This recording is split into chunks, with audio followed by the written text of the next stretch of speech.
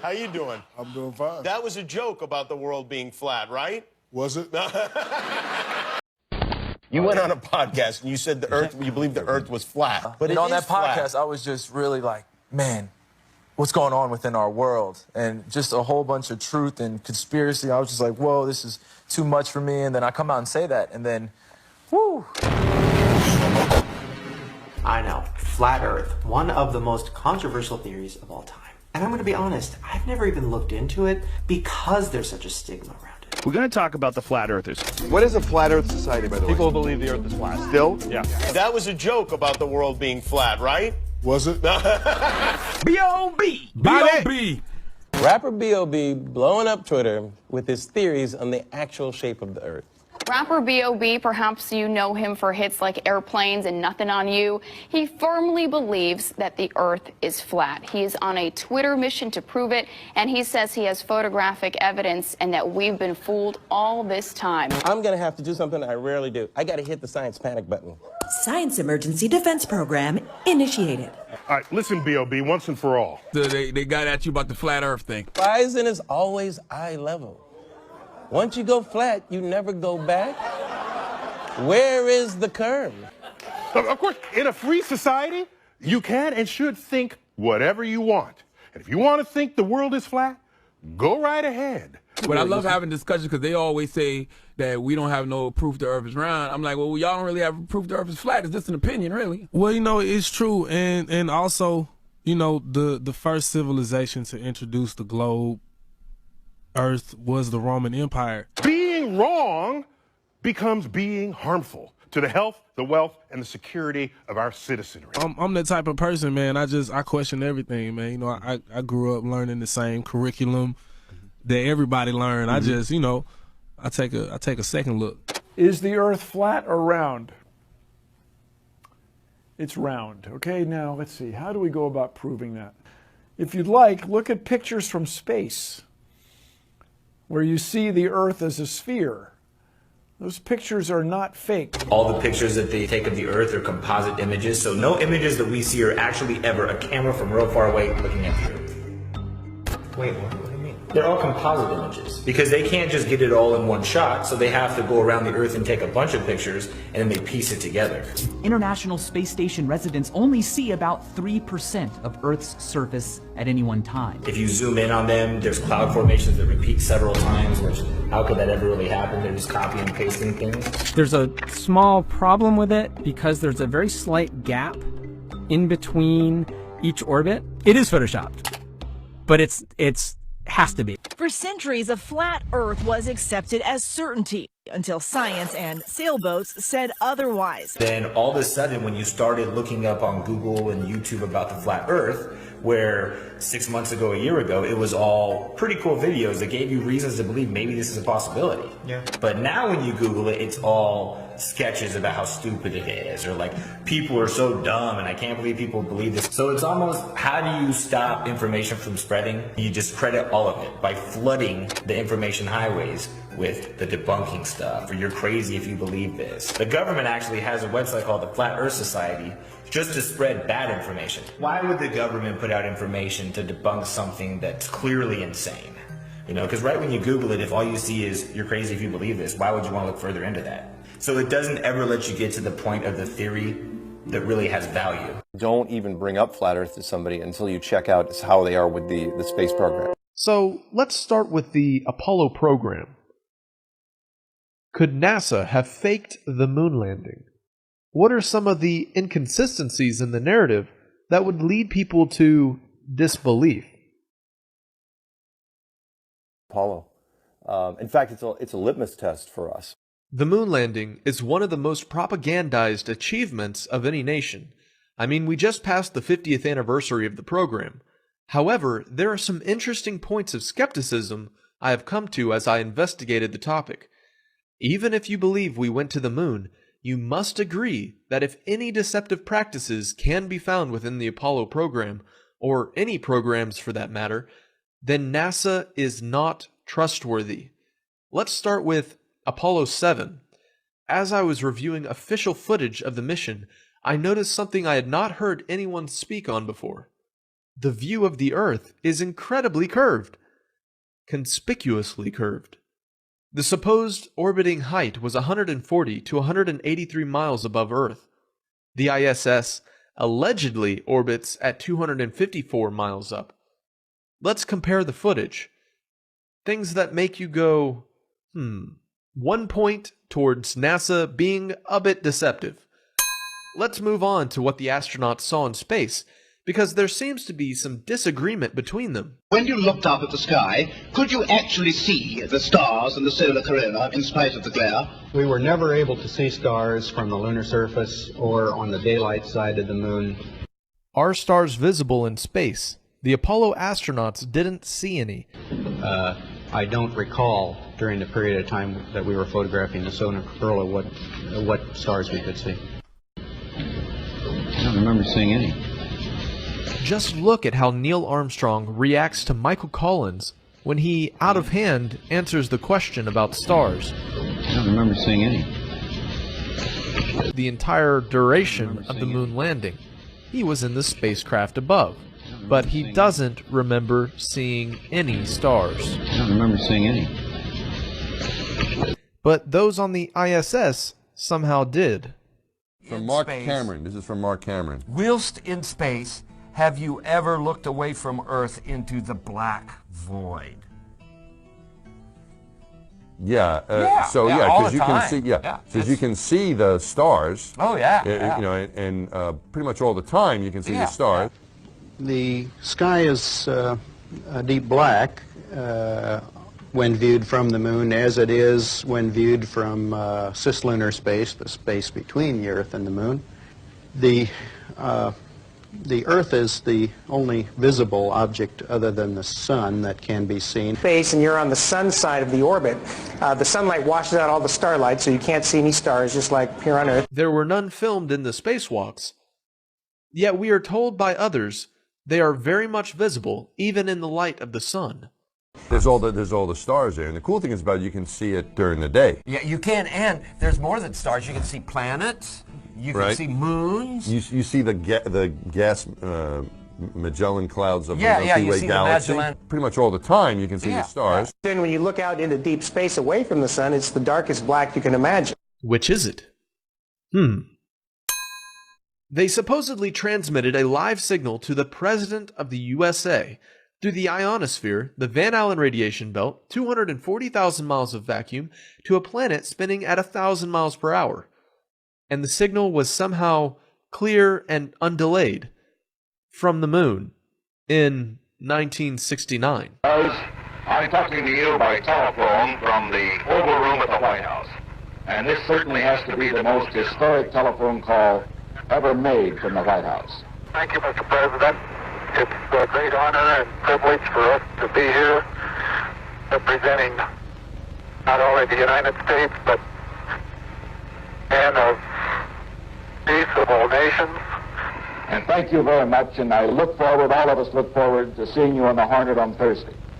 That must have been some pretty impressive technology, and yet we still have issues getting phone reception today. What kind of energy would it take to broadcast a signal that distance? What kind of power did they have on the lunar lander? They must be holding out on us. The telemetry data, and even the original recordings, were then destroyed because of budget issues. I haven't seen anything that indicates the telemetry data is even in existence, and as I said, even if we had it, we don't have the machines to play it back. Unfortunately, I'm afraid I can't really give you much of a clue as to where this data ended up and whether it still exists or not. Though just in time for the 50th anniversary, a man seems to have found recordings from the Houston broadcast. For $218, he bought a bunch of surplus government videotapes and made a discovery of his own, billed as the only surviving first-generation recording of the moonwalk. This is the footage on those tapes. These are the clearest yet released of the moon landings. However, there's a lot of information that was apparently destroyed of the greatest monumental feat of mankind, according to NASA. How convenient that someone found some slightly clearer footage. However, let's talk about the actual recordings on the moon. I'm going to throw out these points in rapid fire because they have been covered by many documentaries exposing the Apollo programs. But this list should help you understand what intrigued so many flat earthers. The lunar lander left no crater after touchdown.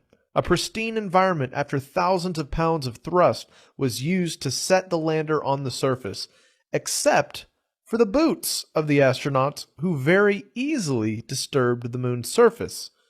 When the footage is sped up, the astronauts look as if they're in normal gravity. Look at this astronaut in official footage of a spacewalk. He turns his head in space. Turns his head in a rigid space helmet. It looks like stop motion. Shadows are cast in multiple directions in several photographs, which suggests multiple light sources. Crosshairs on official photographs lie behind the subjects, suggesting photo manipulation. The famous picture of Earth from the lunar surface, when brought into photo editing software, reveals a box around the planet, almost as if it was pasted into the image. The moon rock given to Holland by Neil Armstrong is a fake and was confirmed to be petrified wood. Now, why would they try to pull a quick one like that? Neil Armstrong was recorded purposely faking the curvature of the Earth using a window in the spacecraft by filming from the back of the module through a circular window and blocking out interior light, the dark of space wrapped around being simulated. Very good. Well, we shut out the sun coming in some of the other windows into the spacecraft, so it's looking through the number one window, and there isn't any reflected light. We only have one window that has a view of the Earth, and it's filled up with the TV camera. Why was this necessary? Could they have simply been in the high upper atmosphere? Faking the footage could have been justified because of the arms race between the United States and Russia, but also the enormous amount of tax money that is continually poured into the space program. They were spending roughly $58 million a day, according to inflation, since 1969. The technology they used to get to the moon is destroyed, and they cannot replicate it. Which is why we have not been back to the moon since 1972. I'd go to the moon in a nanosecond. The problem is we don't have the technology to do that anymore. We used to, but we destroyed that technology, and it's a painful process to build it back again. No other country has performed a manned mission to the lunar surface. And in nearly 50 years, we never thought to set up a camera pointed from the moon to the Earth, like the ISS footage we can watch on YouTube live. If it's real, that is. Which would have been cool.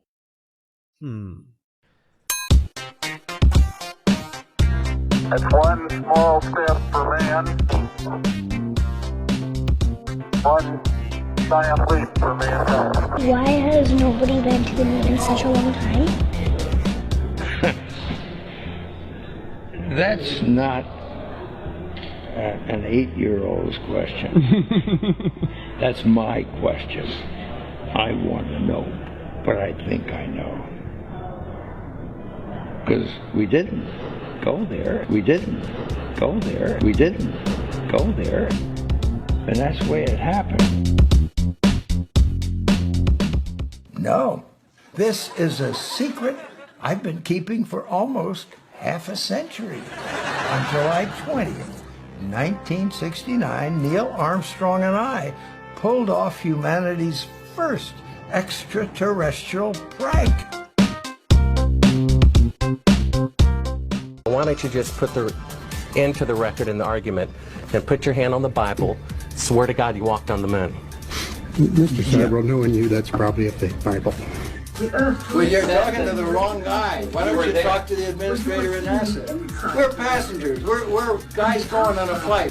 course. I don't hit people, but you're going to be on the deck unless you get I'm heading out. I appreciate it. And get the hell out of my house. Well, I take your stuff and get the Why don't you quote me and say it's bullshit? When the shadows in her uncle, I don't give a damn about all that shit. You're the one who said you walked on the moon when you didn't. Calling the kettle black, if I ever thought of it. Saying I misrepresented myself. Away from me. You're a coward and a liar and a thief.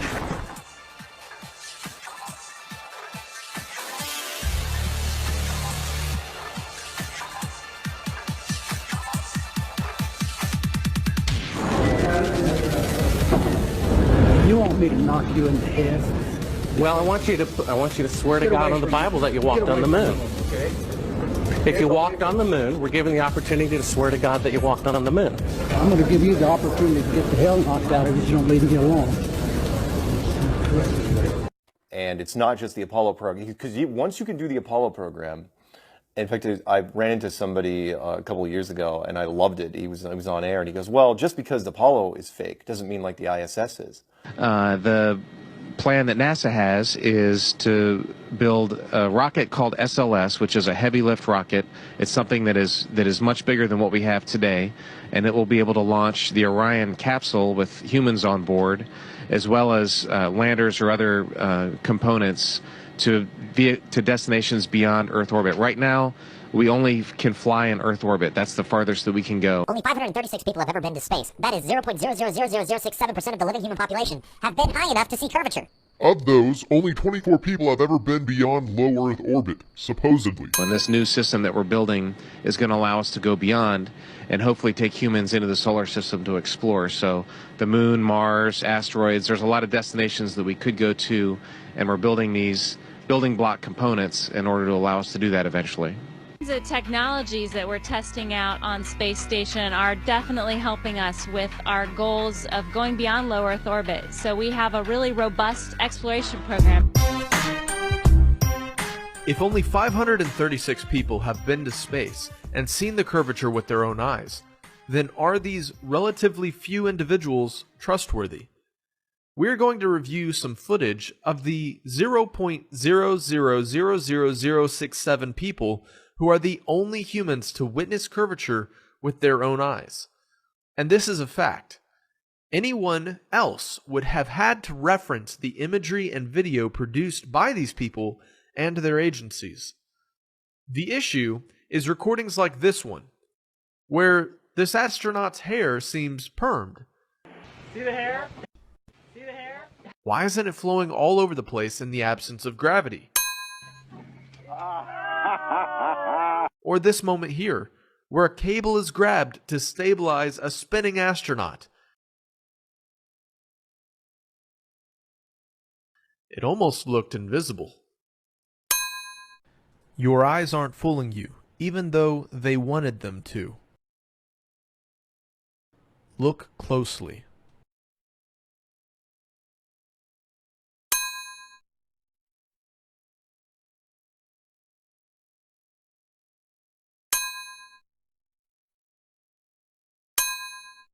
This guy's shirt displays a point caught on what could be a wire.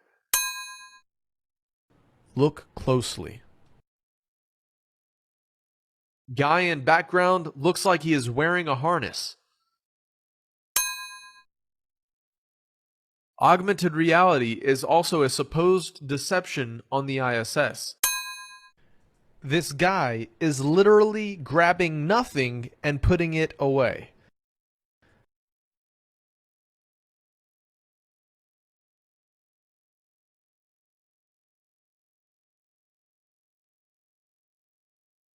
That guy in the background is in front of a blue screen in what looks like a set to fake space footage.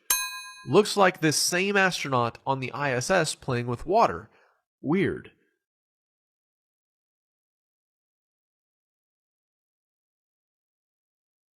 Look at the same objects around him, but different backgrounds. Metal pole and wire here, and a metal pole and wire here.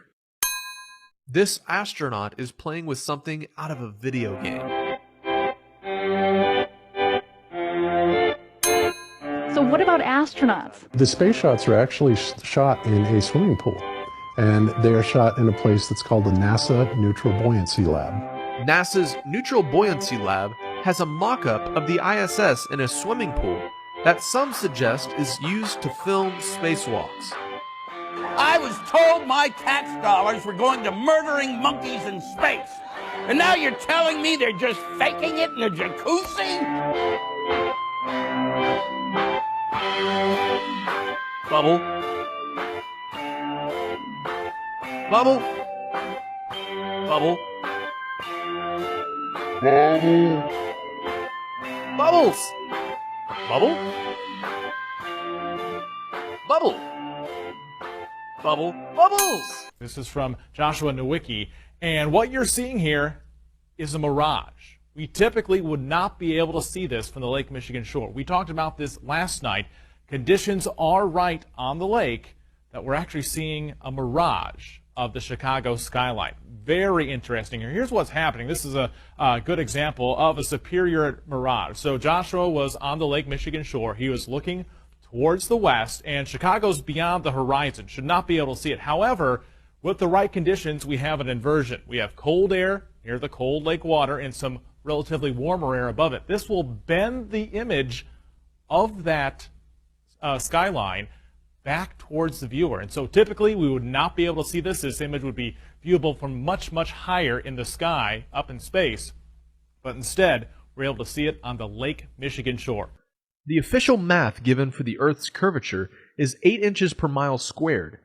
And when people can zoom in on objects that are supposedly hundreds or thousands of feet below the curve, this creates some major questions. Thousands of recordings began surfacing online as people began to bring back ships and other objects from over the horizon.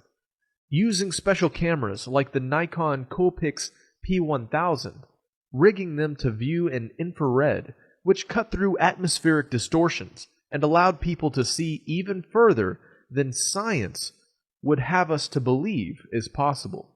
We do have a rare view of Milwaukee for you. It comes from the other side of Lake Michigan. Now check out this picture. It's of the city lights that were taken last Thursday night in Muskegon, Michigan, some 70 miles away from Milwaukee. So why does Milwaukee look so close? Well, scientists have a name for it, but it's best explained as simply a mirage. 13458 was the elevation for the distant mountain range. And from this other place right here, which is at 2820,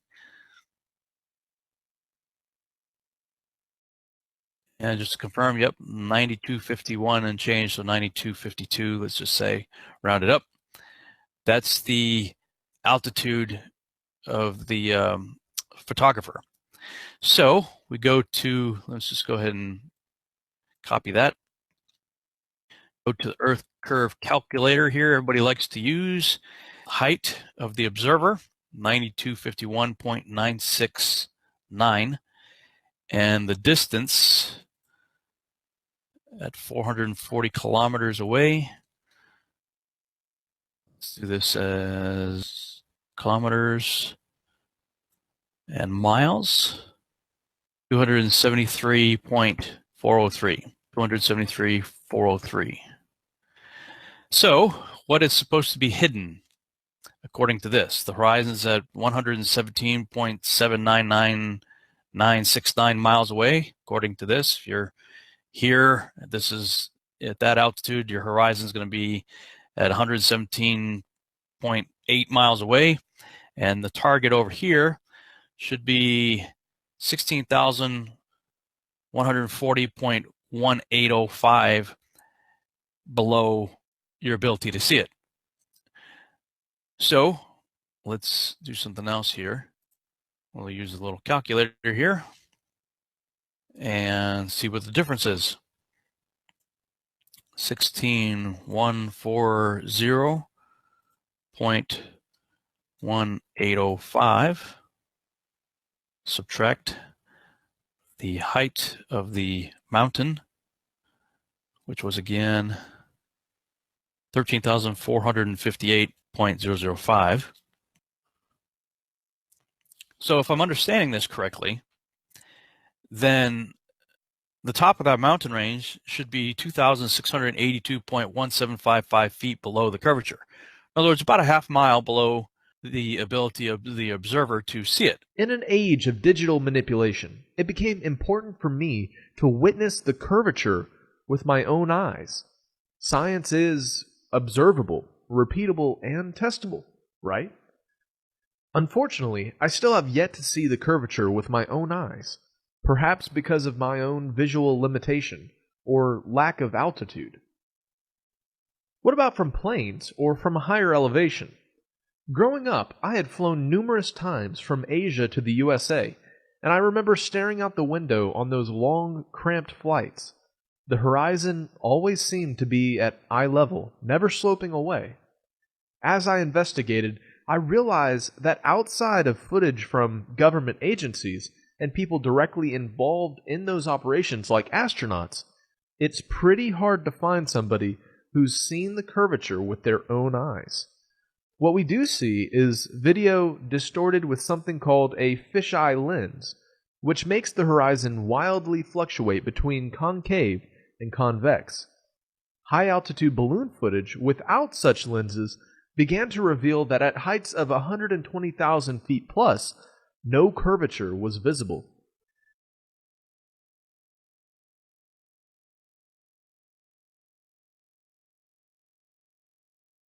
Crazy, crazy, crazy high. There we are. Ladies and gentlemen, 70,000 feet. Felix Baumgartner was 50,000 feet higher than you were. Felix Baumgartner is going to get his heart broken over the curvature of the Earth. Oh, how I can't wait to see the curve. Couldn't see it from mountains. Couldn't see it from plains. Now at 128,100 feet, this balloon ride will give me what I want. What? It's flat? Houston, cut to outer fisheye lens camera ASAP. I've been catfished. False advertising. Curvature relationship expert Neil deGrasse Tyson comments on the relationship. With a really wide-angle lens, which curves horizontal lines. So in the photo, you see this curvature of Earth's surface. Wow, he's in space. Look at that. No, he's not. At that height, you don't see the curvature of the Earth.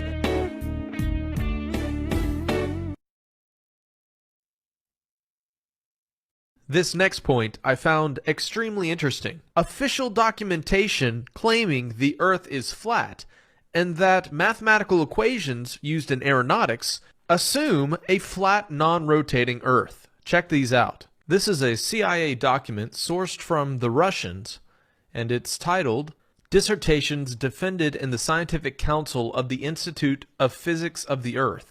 In the document, it mentions a near sun and a formula that is derived on the assumption of a flat Earth. This United States Army document from the Army Research Laboratory on the propagation of electromagnetic fields over flat Earth mentions transmitters placed on the surface of a flat, idealized Earth. In one of its figures, it also mentions flat Earth. In another Army Research Laboratory document, it depicts a diagram showing a flat Earth, crepuscular rays that we mentioned earlier, and a near and localized sun. Here's another document on projectile flight dynamics, and the equations in the document assume a flat Earth. Here's a NASA document on the derivation and definition of a linear aircraft model. Introduction. This report details the development of the linear model of rigid aircraft of constant mass flying over a flat, non-rotating Earth. NASA document on the SR-71 Blackbird and its top speed of 2,193 miles per hour.